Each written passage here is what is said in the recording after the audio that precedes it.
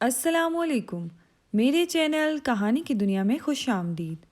آج کی کہانی کا نام ہے قصہ ایک موچی اور بونے کے جوتوں کا۔ اگر آپ کو کہانیاں سننا پسند ہیں تو ابھی میرے چینل کو سبسکرائب کریں اور ساتھ میں لگے بیل آئیکن کے بٹن کو بھی پریس کر دیں تاکہ آپ کو ملتی رہیں ویڈیو اپڈیٹس۔ تو چلیے چلتے ہیں آج کی کہانی کی طرف۔ مونگی ایک موچی تھا۔ اس کی دکان گاؤں میں تھی۔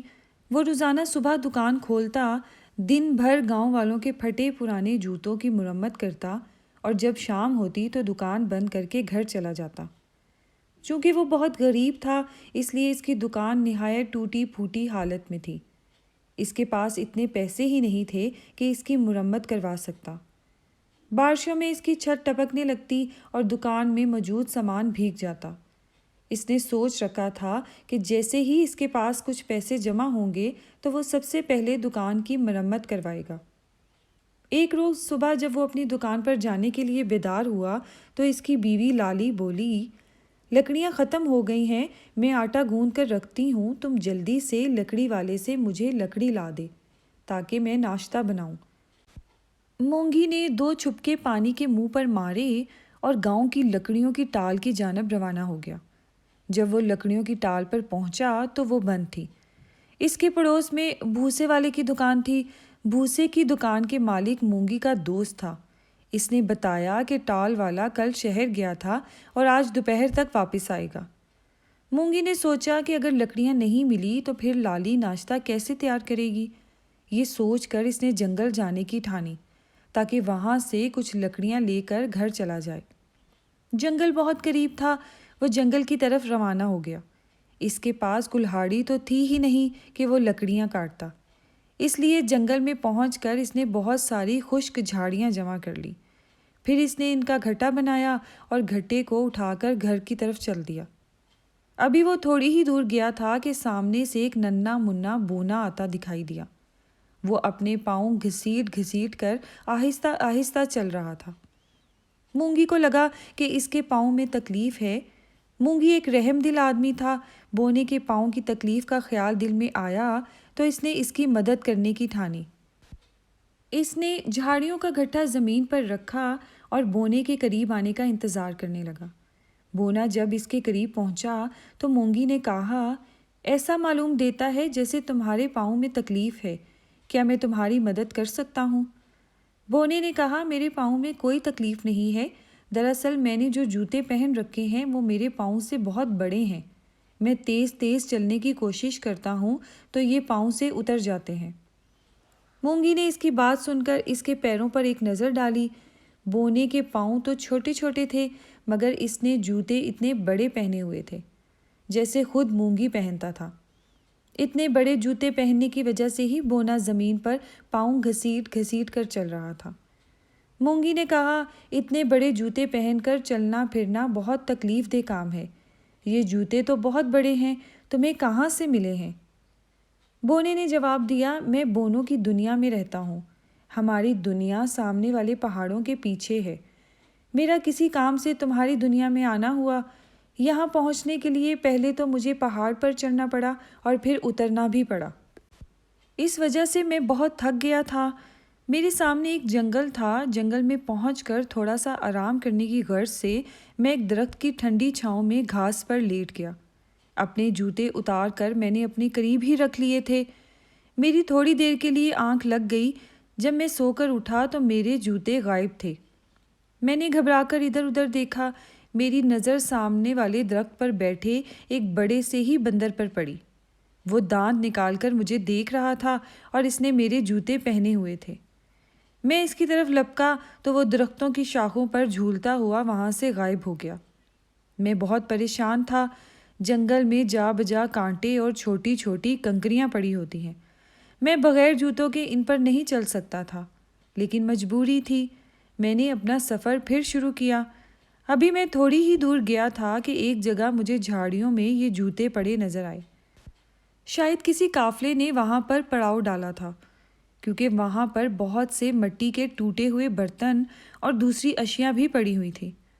یہ جوتے پھٹے پرانے تھے مگر میں نے انہیں غنیمت جانا اور انہیں پہن کر اپنا سفر پر روانہ ہو گیا۔ مونگی نے کہا، یہ جوتے تو بہت ہی تکلیف دہ ہیں، مگر فکر کی بات نہیں ہے، تم میرے ساتھ چلو۔ میں جوتے بناتا ہوں، آج میں اپنا کام نہیں کروں گا، تمہارے لیے بہت خوبصورت سے جوتے تیار کروں گا، انہیں پہن کر تم بہت آرام اور سکون محسوس کرو گے۔ اس کی بات سن کر بونا کچھ فکر مند ہو گیا اور بولا، میں تو بونوں کی دنیا میں رہتا ہوں، میرے پاس وہیں کے پیسے ہیں، مگر یہ پیسے تمہاری دنیا میں نہیں چلتے ہوں گے۔ یہ کہہ کر بونے نے اپنی جیب میں ہاتھ ڈال کر بونوں کی دنیا کے پیسے نکال کر مونگی کو دیے۔ مونگی نے دیکھا کہ اس کی ہتھیلی پر پیتل کے بنے ہوئے چھوٹے بڑے چوکور ٹکڑے رکھے تھے۔ ان پر نہ تو کوئی تصویر تھی اور نہ ہی کچھ لکھا ہوا تھا۔ مونگی ایک اچھا آدمی تھا، اس نے بونے سے کہا، ہاں اس طرح کے پیسے ہمارے ہاں نہیں چلتے، لیکن میں تمہارے لیے پھر بھی جوتے بناؤں گا۔ تم پیسوں کی طرف سے فکر مت کرو، سمجھنا وہ جوتے میری طرف سے تمہارے لیے ایک تحفہ ہوں گے۔ بونا یہ سن کر خوش ہو گیا۔ مونگی اسے ساتھ لے کر گھر آیا اور جنگل سے لائی ہوئی جھاڑیوں کا گھٹا چولہے کے پاس رکھ دیا۔ مونگی کے ساتھ ایک بونے مہمان کو دیکھ کر لالی نے جلدی سے چولہا جلایا اور ناشتہ تیار کرنے لگی۔ ناشتے کے بعد مونگی بونے کو لے کر اپنی دکان پر آیا اور اس کے جوتے بنانے میں مصروف ہو گیا۔ دوپہر تک جوتے تیار ہو گئے تھے۔ وہ نہایت نرم و ملائم کھال سے بنے ہوئے تھے اور بونے کی پنڈلیوں تک لمبے تھے۔ بونے نے انہیں پہن کر دیکھا تو خوش ہو گیا اور بولا، مونگی تمہارا بہت بہت شکریہ، تم نے بہت خوبصورت اور آرام دہ جوتے بنائے ہیں، تم ایک بہت ہی اچھے انسان ہو، میں تمہیں ہمیشہ یاد رکھوں گا۔ اب میں چلتا ہوں تاکہ رات ہونے سے پہلے اپنے گھر پہنچ جاؤں۔ مونگی نے اسے خدا حافظ کہا اور دوبارہ اپنے کام میں مصروف ہو گیا۔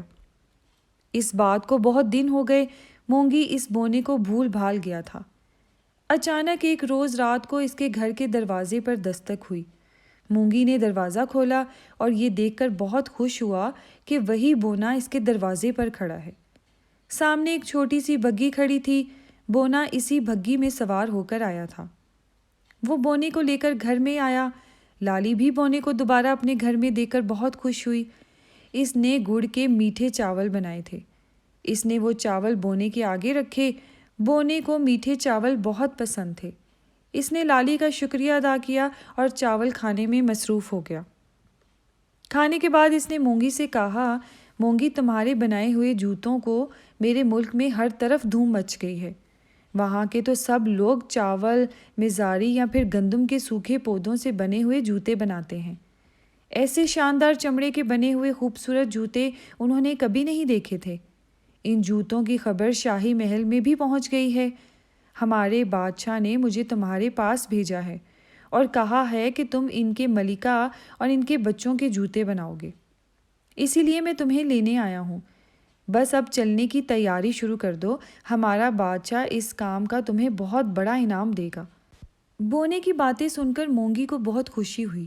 اس نے کہا، ہاں ہاں میں ضرور تمہارے ساتھ چلوں گا، اسی بہانے میں بونوں کی دنیا بھی دیکھ لوں گا۔ سنا ہے بونوں کی دنیا بہت خوبصورت ہے، سب لوگ بہت پیار محبت سے رہتے ہیں۔ مونگی تم نے ٹھیک سنا ہے، ہماری دنیا کے لوگ بہت اچھے ہیں، بالکل تمہاری اور تمہاری بیوی کی طرح۔ تم نے بھی تو میرے ساتھ اتنا اچھا سلوک کیا تھا، میرے پاس تمہیں دینے کے لیے ایک پیسہ بھی نہیں تھا، اس کے باوجود تم نے مجھے جوتے بنا کر دیے۔ تمہاری بیوی بھی بہت اچھی ہے، اس نے بھی میری بہت خاطر مدارت کی تھی، بونے نے کہا۔ مونگی اس کی بات سن کر بولا، ہم نے جو کیا تھا وہ ہمارا فرض تھا، ویسے بھی کسی کے کام آنا بہت اچھی بات ہے۔ بونے نے اپنی جیب سے سونے کی چند چھوٹی چھوٹی ڈلیاں نکال کر مونگی کو دے دیں اور بولا، یہ سونے کی ڈلیاں ہمارے بادشاہ نے تمہارے لیے بھجوائی ہیں تاکہ انہیں بیچ کر تم جوتے بنانے کے لیے چمڑا اور دوسری چیزیں خرید سکو۔ اس کے علاوہ تمہیں ایک گھوڑا بھی خریدنا پڑے گا، اس پر بیٹھ کر ہی تم ہمارے ملک جا سکو گے۔ وہ پہاڑوں کے پیچھے ہے اور یہاں سے کافی فاصلے پر ہے۔ بس اب تم تیاری شروع کر دو، میں ایک ہفتے بعد پھر آؤں گا اور تمہیں اپنے ساتھ لے جاؤں گا۔ یہ کہہ کر بونا اپنی سنہری بگھی میں بیٹھ کر وہاں سے روانہ ہو گیا۔ بگھی میں ایک چھوٹا سا گھوڑا جتا ہوا تھا۔ بونا بگھی پر سوار ہو گیا اور گھوڑا ہلکی سی آواز میں ہنہنایا، سر گھما کر مونگی کو دیکھا اور پھر روانہ ہو گیا۔ مونگی نے جب سونے کی ڈلیاں لالی کو دکھائیں تو وہ بہت خوش ہوئی۔ مونگی نے اب اپنے سفر کی تیاریاں شروع کر دی تھی۔ اس نے نرم و نازک چمڑا، نئے اوزار، ریشمی دھاگا اور جوتے بنانے میں کام آنے والی دوسری چیزیں بھی خرید لی تھی۔ اس نے سواری کے لیے گھوڑا بھی خریدا تھا۔ اسے اس بات کی بہت خوشی تھی کہ اس کے کام کو بونوں کی دنیا میں بہت پسند کیا گیا ہے۔ اب اسے بونے کی آمد کا انتظار تھا۔ آخر خدا خدا کر کے ایک ہفتہ گزرا اور صبح بونا اپنی بھگی میں سوار ہو کر اس کے گھر آ پہنچا۔ مونگی تو تیار ہی بیٹھا تھا۔ اس نے لالی کو خدا حافظ کہا اور بونے کے ساتھ چل پڑا۔ بونے کی بھگی آگے آگے تھی اور مونگی اپنے گھوڑے پر سوار اس کے پیچھے چلا آ رہا تھا۔ اونچے اونچے پہاڑوں کو عبور کر کے وہ ایک میدان میں پہنچے۔ میدان ختم ہوا تو سامنے کسی شہر کے آثار نظر آئے۔ اسی شہر میں بونا رہتا تھا۔ مونگی جب شہر میں داخل ہوا تو اس نے بہت سے چھوٹے چھوٹے خوبصورت گھر دیکھے۔ وہاں پر خوب چہل پہل نظر آ رہی تھی اور چھوٹے چھوٹے بونے رنگ برنگے لباسوں میں ملبوس اپنے اپنے کاموں میں مصروف تھے۔ ان کے جانور بھی ان کی طرح چھوٹے تھے۔ مونگی کو گلیوں میں مرغیاں بھی نظر آئیں۔ ان مرغیوں کا قد چوزوں جتنا تھا اور وہ بھاگتی پھر رہی تھی۔ مونگی انہیں دیکھ کر سوچنے لگا، جانے ان کے چوزے کتنے بڑے ہوتے ہوں گے۔ وہاں اسے پھلوں کے درخت بھی نظر آئے۔ وہ تھے تو درخت مگر جھاڑیوں جتنے تھے اور پھلوں سے لدے ہوئے تھے۔ ان میں لگے سیب بیر جتنے تھے اور کیلے مونگی کی چھوٹی انگلی کے برابر تھے۔ یہی حال ان پر بیٹھے پرندوں کا تھا۔ وہ بھی بہت چھوٹے چھوٹے دکھائی دے رہے تھے۔ یہ تمام چیزیں دیکھنے میں مونگی کو بڑا ہی مزہ آ رہا تھا۔ بونا مونگی کو لے کر ایک بہت ہی خوبصورت اور بڑی سی عمارت کے پاس لایا۔ یہ بادشاہ کا محل تھا۔ یہ محل اتنا بڑا تھا کہ مونگی تھوڑا سا جھک کر اس میں داخل ہو گیا۔ محل کے اندر بادشاہ اور ملکہ اپنے بہت سے شہزادے اور شہزادیوں کے ساتھ بیٹھی تھی۔ مونگی نے ادب سے بادشاہ اور ملکہ کو سلام کیا۔ بونے نے مونگی کا تعارف ان لوگوں سے کروایا۔ بادشاہ نے کہا، مونگی، ہمیں خوشی ہے کہ تم اپنے کام میں بہت ماہر ہو۔ ہم چاہتے ہیں کہ تم ہمارے ملکہ اور بچوں کے جوتے تیار کرو۔ مونگی نے کہا، جہاں پناہ، میں آپ سب کے جوتے ضرور تیار کروں گا۔ مجھے امید ہے کہ میرے بنائے ہوئے جوتے آپ کو ضرور پسند آئیں گے۔ محل کا ایک بڑا ہال مونگی کے حوالے کر دیا گیا۔ مونگی وہاں بیٹھ کر اپنا کام کر سکتا تھا۔ اس نے تھیلیوں میں سے اپنا سامان نکال کر سامنے رکھا، پھر بادشاہ، ملکہ اور ان کے بچوں کے پاؤں کی پیمائش کی۔ اس کے بعد وہ اپنے کام میں مشغول ہو گیا۔ اس کے رہنے سہنے اور کھانے پینے کا بہت اچھا انتظام تھا۔ وہ مسلسل 8 روز تک اپنے کام میں لگا رہا۔ 8 روز گزرے تو تمام جوتے تیار ہو گئے تھے۔ اس کے بنائے ہوئے جوتے اتنے خوبصورت تھے کہ بادشاہ اور ملکہ انہیں دیکھ کر دنگ رہ گئے۔ ان کے شہزادے اور شہزادیوں نے جب انہیں پہن کر دیکھا تو وہ بہت خوش ہوئے۔ مونگی کا کام ختم ہو گیا تھا، اس لیے اس نے بادشاہ سے اپنے گھر جانے کی اجازت طلب کی۔ بادشاہ نے اسے بہت ساری سونے کی ڈلیاں دی۔ اتنی ساری دولت پا کر مونگی بہت خوش تھا۔ اس کا دوست بونا اسے دور تک چھوڑنے آیا تھا۔ مونگی گھر پہنچا اور ساری سونے کی ڈلیاں لالی کے حوالے کر دیں۔ مونگی نے ان ڈلیوں کو بیچ کر سب سے پہلے کام یہ کیا کہ اپنی ایک بہت ہی اچھی سی دکان بنائی، تاکہ وہ بارشوں کے موسم میں بھی اپنا کام اطمینان سے کر سکے۔ جب یہ کام مکمل ہو گیا تو اس نے اپنا ایک اچھا سا گھر بھی بنا لیا۔ اب اس کے دن پھر گئے تھے اور وہ اپنی بیوی کے ساتھ ہنسی خوشی زندگی کے دن گزارنے لگا۔ اس طرح مونگی کو بونے سے اچھا سلوک کرنے اور اس کی مدد کرنے کا انعام مل گیا تھا۔